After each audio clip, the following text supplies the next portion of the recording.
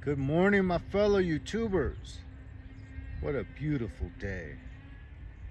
You know, if there's two things, if I came into some serious money, there's two things that I would have, even before a house. I would own at least one horse, and I would have at least, well, no, not at least, I'd have one nice Harley touring machine, whether it be the Ultra, Street Glide, Road Glide. So I'd have a horse, and I wouldn't get rid of this Street Bob because this thing's like a Sportster on steroids. It's very agile. It feels very nimble and light, and it is a beast. So far as a couple things I just changed is for wind protection, the blanket I had up here was too thick to fold this thin to still be able to have the turn signals turning from the front. Now that's not really that important unless you're riding at night, but I don't like giving the police any reason to pull me over.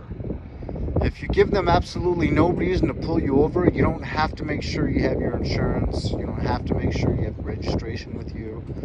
Now, this license plate, this is something that could get me pulled over. But I like the looks of it so much more down. To me, it says old school, cool. And sideways, it says something completely different, and it's like a big sail sticking out there. You know, just a big hunk of metal grabbing air as you're trying to ride down the road. So got a thinner, smaller blanket on there so that it could be thinner, and it still protects the wind hitting my chest and my face. So that's cool. Obviously, you guys know I got the sissy bar on there. It's only 19 inches. You know, I was thinking I wanted to go bigger, but it's big enough for a pack, and that's really, so you know, they have, like I saw at Harley, really fancy traveling pack made just for your sissy bar with a lot of pockets and big storage space. But you know what, it was over $200. It was like $285. So I have some backpacks, you know, that have all kinds of pockets and a serious frame in the back, so I could just put that right on here, bungee it up, and it's kind of the same thing. It just doesn't offer as much support, because this bag is like got four sides that are kind of serious, whereas the backpack I would use only has that frame on one side. Anyways, tomorrow is the 1,000-mile tune-up, and I'm going to look forward to that. And then in the mail, I have a few things coming. One of which is the GP Shorty exhaust.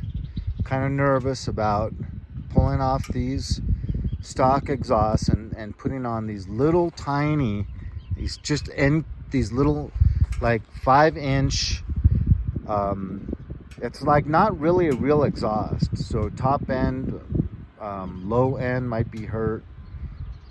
But it looks good and it sounds good.